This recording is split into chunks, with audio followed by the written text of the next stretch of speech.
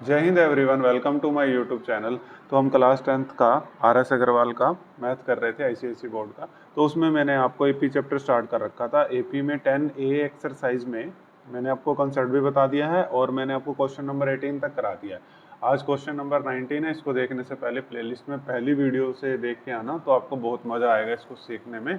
ठीक है, तो चलो स्टार्ट करते हैं। इसमें कुछ एक आधे टॉपिक नहीं भी है, वो मैं वीडियो मतलब ये चैप्टर खत्म होने के बाद सेपरेट से एक वीडियो बना के उसमें मिडिल टर्म के कंसेप्ट्स वो भी सारे इंक्लूड करूंगा। ठीक है, तो देखो ये कहता है इस क्वेश्चन को करने से पहले मैं आपको कंसेप्ट भी बताऊंगा। ठीक है, ये बोलता है कि find 3 number in AP whose sum is 15 and the product is 80। 3 number AP में निकालने हैं। आप क्या करोगे, देखो एपी के 3 नंबर पहले मैं आपको बताता हूँ। देखो स्टूडेंट्स क्या करेंगे इसमें, फिर मैं आपको अपना कंसेप्ट बताता हूँ। Find 3 number in AP. ठीक है, 3 नंबर इन एपी, जैसे पहली टर्म आपने ए ले ली और दूसरी टर्म क्या होती है ए प्लस डी और तीसरी टर्म क्या होती है a प्लस 2d। ठीक है, ये क्यों होती है, देखो ये t1, ये t2, ये t3। ठीक है, ये 3 टर्म ही तो होती है अपने पास। t1 कैसे निकलती है, देखो अब t1 होती है, t1 देखो अगर मैं tn हमारे पास स्टैंडर्ड फार्मूला होता है, मैं इसमें आपको कॉन्सेप्ट अच्छे से सिखा दूं एक बार। देखो ये स्टैंडर्ड फार्मूला होता है tn का। जैसे मैं t1 निकालने जाऊंगा तो a प्लस और ये 1 माइनस 1 कितना हो जाएगा 0। तो यानी कि T1 देखो आपके पास खाली क्या बच गया, A बच गया। और अगली बार अगर आप T2 निकालने जाओगे तो A plus 2 minus 1 into D, तो ये कितना आ जाएगा A प्लस डी। तो यानी कि जैसे ही आप निकालने जाते हो A कम कर दो, जैसे आपने T2 निकालना है तो A प्लस डी, A कम कर दिया। अब जैसे ही आपने मान लो T3 निकालना है तो A प्लस A कम कर दो D के साथ, तो 2D।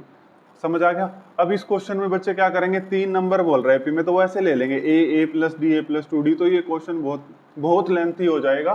तो मैं आपको एक चीज बताने जा रहा हूँ अब इसमें, वो बड़े ध्यान से सुनना। जब भी आपको पूरी एपी की बात कर रहा हूं मैं, 3 नंबर इन एपी में पूछे और सम और प्रोडक्ट दोनों साथ में हो, अगर खाली सम हो फिर आप इन नंबर से कर सकते हैं। अगर सम और प्रोडक्ट दोनों साथ में हो तो आपको एपी के अंदर 3 नंबर कैसे लेने हैं, बड़े ध्यान से सुनो।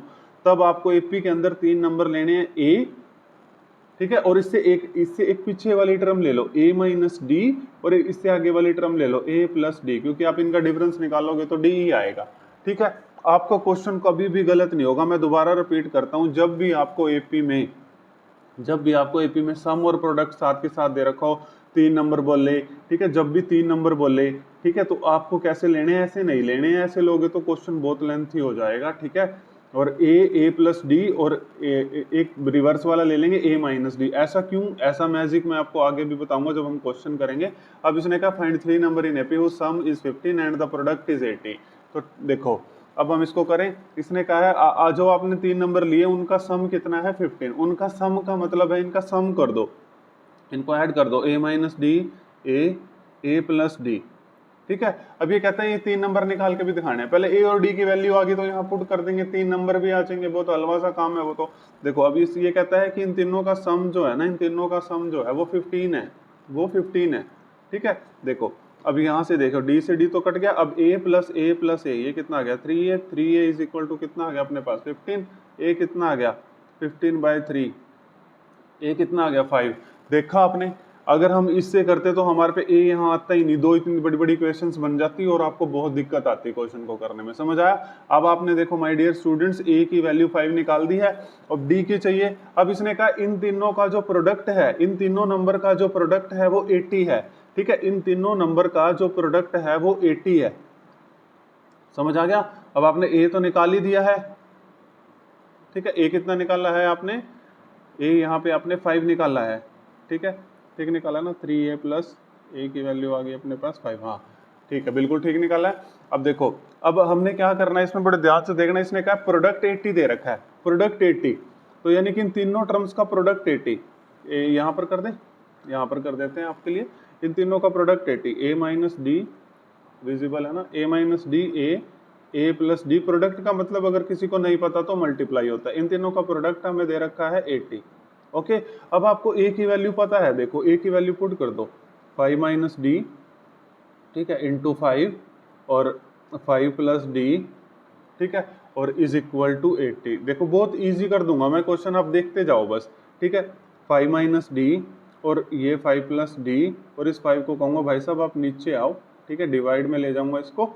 और देखो अब a minus B, A plus B का फॉर्मूला लगा दूंगा मैं, वो होता है A square minus B square, ठीक है। और ये कट जाएगा तो कितना आ जाएगा अपने पास, 16 पे कट जाएगा ये, तो ये आ गया 16, ठीक है। यहाँ पर मैंने फॉर्मूला लगाया है ये वाला, ये a minus B A plus B का, ये देखो A square minus B square का फॉर्मूला होता है a minus B A plus B, ठीक है। यहाँ पर मैंने ये फॉर्मूला लगाया है जी, अगर किसी को कोई दिक्कत आ रही हो तो, ठीक है। यहाँ पर मैंने ये फॉर्मूला लगाया। अब देखो, अब यहाँ से हम बड़े प्यार से डी की वैल्यू निकाल लेंगे, ठीक है। अब डी की वैल्यू निकाल लेंगे, 5 का स्क्वायर हो जाएगा 25 और minus D square is equal to 16। अब डी स्क्वायर को उधर ले जाएंगे, 25 माइनस 16, 16 को उधर लाएंगे डी स्क्वायर। अब ये कितना आ जाएगा फटाफट बताओ, 9, ठीक है। अब डी स्क्वायर, ठीक है, डी स्क्वायर आ गया। अब इसको रूट को इधर ले आएंगे 9 और डी, तो यहाँ से डी की वैल्यू कितनी आ गई अपने पास, 3, ठीक है। डी की वैल्यू कितनी आ गई, डी की वैल्यू आ गई 3 और ए की वैल्यू कितनी थी, 5, ठीक है। ए की वैल्यू है अपने पास 5 और डी की वैल्यू कितनी आ गई अपने पास 3। देखो रूट जब उधर जाता है ना तो प्लस माइनस 3 दो वैल्यू आएंगी इसमें, डी की दो वैल्यू आएंगी प्लस माइनस 3, ठीक है। तो यानी कि देखो ए की वैल्यू आ गई अपने पास 5 और डी की वैल्यू आ गई अपने पास +3 और -3। देखो ये इस तरीके से आएगी। अगर आपकी बुक में मुझे पता नहीं डी की दो वैल्यू के साथ इसका आंसर दे रखा है या नहीं, ठीक है, वो आप देख लेना। अब देखो, अब a की वैल्यू 5, डी की, अब देखो अब हमारे पास a भी मिल गया, d भी। अब ये 3 नंबर हम AP में बड़े प्यार से निकाल देंगे, a माइनस डी, a और a प्लस डी, ठीक है। चलो पुट करें, ये वाला केस करते हैं पहले, ठीक है। a की वैल्यू को 5 पुट करते हैं, a की वैल्यू को 5, d की वैल्यू को 3, a की वैल्यू को 5, a की वैल्यू को 5, d की वैल्यू को 3, ये आ गया 2 और 5 और 8, ठीक है। ये आपके पास एक AP आ चुकी है, ठीक है। ये आप एक बार आंसर देखता हूं मैं। देखो आपकी बुक में सिर्फ यही आंसर दे रखा है 258, आप इससे भी कर सकते हैं A5 और D-3 इससे भी कर सकते हैं, यहाँ पे पुट करके। आपकी बुक में एक ही आंसर है तो मैंने ये निकाल दिया है 2, 5 और 8। समझ आया? अब मैं आपको दोबारा बताता हूँ, जब भी पूरी AP में आपको क्वेश्चन के अंदर 3 नंबर इन AP पूछे, ठीक है, तो आपको सम और प्रोडक्ट भी दे रखा हो साथ में, लेकिन सम और प्रोडक्ट दोनों साथ में दे रखे हो तो आप नंबर को कभी भी ऐसे एज्यूम मत करना, आप नंबर को हमेशा a minus D, A plus D assume करना। और इस टाइप के क्वेश्चन एग्जाम में आते हैं, ठीक है, बहुत देखे हैं मैंने, इंपॉर्टेंट है, चाहे वो CBSE बोर्ड हो चाहे वो ICIC बोर्ड हो, बहुत क्वेश्चन आते हैं इस टाइप के, ठीक है। किसी को कोई दिक्कत हो तो बताओ। तो अब हम क्वेश्चन नंबर 20 करते हैं, ठीक है। ये देखिए क्वेश्चन नंबर 20, ओके।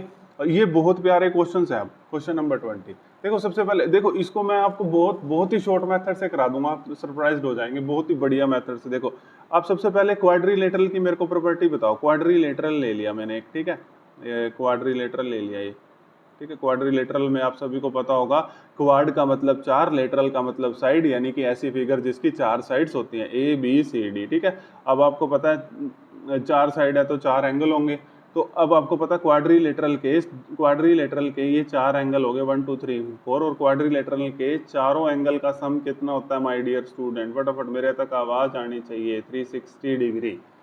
क्वाड्रिलेटरल के चारों एंगल का सम कितना होता है माय डियर स्टूडेंट? 360 डिग्री, ठीक है। अब देखो मैं इस क्वेश्चन को इस कंसेप्ट से, मैं आपको हर एक क्वेश्चन में जहां भी कंसेप्ट आएगा पहले कंसेप्ट समझाऊंगा, ठीक है। अब देखो, अब इसको बड़े ध्यान से देखना। ये कहता है the angle of a quadrilateral are in AP whose common difference is 10, find the angles. The angles of a quadrilateral are in AP whose common difference is 10, find the angle. ये कहता है the angle of a quadrilateral are in AP। मान लो मैंने पहले angle को x मान लिया, लेकिन इसने कहा कॉमन डिफरेंस 10 है, यानी कि हमेशा डिफरेंस क्या होना चाहिए? 10 होना चाहिए। यानी कि दूसरा एंगल क्या हो जाएगा? x + 10, और तीसरा एंगल क्या हो जाएगा? x + 20, और चौथा एंगल क्या हो जाएगा? x + फटाफट हरी अप, देखो x + 10, 10 का डिफरेंस आना चाहिए, x + 30, वेरी नाइस, ठीक है। अब देखो मैंने 4 एंगल तक ही क्यों छोड़ दिया? क्योंकि हमें पता है क्वाड्रिलेटरल के चारों एंगल का सम कितना होता है? 360। अब मैंने ये एंगल निकाल लिए, ठीक है। अब मैं यहाँ पे 10-10 क्यों ऐड कर रहा हूँ? क्योंकि इसने कहा कि जो कॉमन डिफरेंस है ना वो 10-10 है, तो आप जब माइनस करोगे तो देखो 10 10 10 10 10 आएगा, ठीक है। अब इसने कहा था कि एंगल्स भी निकालो, लेकिन आप एक कंसेप्ट जानते हो कि क्वाड्रिलेटरल के सारे एंगल का सम 360 डिग्री होता है। अब आप क्या करोगे, आपने कोई एसएन का फॉर्मूला नहीं निकालना, कोई टीएन का नहीं, बच्चे लगाएंगे लेकिन आपने कुछ नहीं लगाना, इन सब का सम कितना दे रखा है 360 डिग्री। ठीक है, अब जानते हो क्वाड्रिलेटरल के सारे एंगल का सम 360 डिग्री। अब देखो x plus X plus X plus x कितना हो जाएगा my dear students 4x, 10 plus 20 30 और 30 ये हो जाएगा 60, ये हो जाएगा 360 डिग्री, 4x 360, 60 को उधर ले जाओ। ठीक है, ये डिग्री जरूर लगाना है, इसमें भी लगा लेना आप। ठीक है, ये डिग्री जरूर लगा लेना भाई, डिग्री में चल रहा है ना। तो 4x is equal to 360 minus 60 degree 300 degree. अब x इज इक्वल टू 300/4, जब भी आप सोल्व करोगे तो ये कितना आएगा 75 डिग्री। अब आपने पहला एंगल निकाल दिया। देखो अब आपको बहुत आनंद आ रहा होगा इस क्वेश्चन को करते हुए। देखो अब ये पहला एंगल आपने 75 डिग्री निकाल दिया, अब इसमें बस 10 ऐड करते जाओ। 70 x की वैल्यू हमने यहाँ पे रख दी ना 75, तो 75 प्लस 10 85। अब अगला बताओ मेरे को फटाफट 95, अगला बताओ मेरे को फटाफट 105, और यहाँ पे डिग्री जरूर लगानी है माय डियर स्टूडेंट्स। आप सभी को बहुत अच्छे से समझ आ गया होगा ये क्वेश्चन। ये लो स्क्रीनशॉट ले लो अगर लेना है तो ले। आप नोट्स बनाना साथ साथ नोट्स जरूर बनाना। पहले देखने के बाद वीडियो को देखने के बाद, वीडियो को बंद करने के बाद बुक खोल के खुद से क्वेश्चन करना, बस फिर कहाँ से क्वेश्चन जाएगा, सारे के सारे आप अपने आप कर दोगे। अब देखो जो क्वेश्चन नंबर 21 है ये आप पहले खुद से ट्राई करना। ये देखो वही सेम है बिल्कुल, the angle of a triangle are in AP whose common difference is 20, find the angles. ठीक है, कोई दिक्कत किसी को इस क्वेश्चन में कोई दिक्कत हो तो मेरे को बताना। ठीक है, चलो देखो करवा दूं या होमवर्क दूं, चलो करवा देता हूं। अब आपको पता है ट्रायंगल के, ये ट्रायंगल पहले मैं कंसेप्ट बताऊंगा ना आपको पता, पहले मैं कंसेप्ट बताता हूं। देखो ट्रायंगल है, ट्रायंगल में कितनी साइड होती हैं 3, तो एंगल भी कितने होते हैं 3। अब ट्रायंगल में क्या होता है, ट्रायंगल एंगल सम प्रॉपर्टी सभी बच्चों को पता होगी। एंगल सम प्रॉपर्टी, ट्रायंगल के सारे एंगल का सम कितना होता है, angle 2 plus angle 1 plus angle 2 plus angle 3 is equal to 180 degree. ठीक है, तो ये एंगल 2 है, ये प्लस एंगल 3 है। तो ये मैंने आपको कंसेप्ट बता दिया। अब देखो इसने कहा जो आप पहला एंगल x मान लो, ठीक है, ट्रायंगल के अंदर, और दूसरा क्या होगा 20 कॉमन डिफरेंस है ना, उतना ऐड करते जाओ x प्लस 20। ओके, फिर इसमें 20 ऐड करते जाओ, इसमें 20 ऐड करते जाओ, x प्लस 40। Very nice. अब इसने कहा है अब इनका जो द एंगल ऑफ, अब आपको पता है ये एंगल सम प्रॉपर्टी से, ठीक है, आपको पता है कि इन तीनों एंगल का सम कितना होगा। ठीक है, इन तीनों एंगल का सम कितना होगा 180 डिग्री। ठीक है, ब्रैकेट में लिख लेना एंगल सम प्रॉपर्टी, आप पूरा लिखना एंगल सम प्रॉपर्टी। अब देखो x plus X plus X, x plus X plus X 3x, 20 plus 3x, 20 plus 40 60। ठीक है, is equal to 180 degree. Degree लगा लेना भाई, डिग्री जरूर लगा लेना माय डियर स्टूडेंट्स। ठीक है, अब देखो 3x is equal to 180 minus 60 degree, और 3x is equal to 120 degree, x is equal to 120/3, तो x इज इक्वल टू कितना आ गया अपने पास 60 डिग्री। ठीक है ना, sorry x is equal to 3/4 से कटेगा ये, x is equal to 40 degree. ठीक है, 120/3 कितना हो जाएगा 40 डिग्री। अब हमें ये तीनों एंगल्स निकालने थे, निकालने जी, बिल्कुल निकालते हैं। अब x की वैल्यू को यहाँ रखते हैं, पहला हो गया 40 और दूसरा है x प्लस 20, 40 प्लस 20 60। ठीक है, ये डिग्री लगा लेना। फिर इसके बाद 40 प्लस 40 80, ये आपने तीनों एंगल भी निकाल दिए। ठीक है, ट्रायंगल के 40 60 डिग्री 80 डिग्री, ये आपका आंसर है। ठीक है, देखो अब आपकी 10A एक्सरसाइज खत्म होगी। अगली वीडियो में 10B एक्सरसाइज से 10B एक्सरसाइज के साथ इंट्रोडक्शन क्लास, उसका सारा कंसेप्ट लेके आऊंगा, वो जरूर देखना। फिर 10B एक्सरसाइज को भी 3-4 वीडियो में खत्म कर दूंगा। इसके बाद मैं जीपी कराऊंगा, ऐसे एक एक करके आपको सारे चैप्टर फिनिश कर दूंगा। बस आप रेगुलर बेसिस पे वीडियो को जरूर देखना। ठीक है, रेगुलर बेसिस पे वीडियो आएंगी और जरूर देखना। ठीक है, और अपने दोस्तों के साथ शेयर करना, लाइक शेयर और सब्सक्राइब जरूर करना। ठीक है, थैंक यू एवरीवन।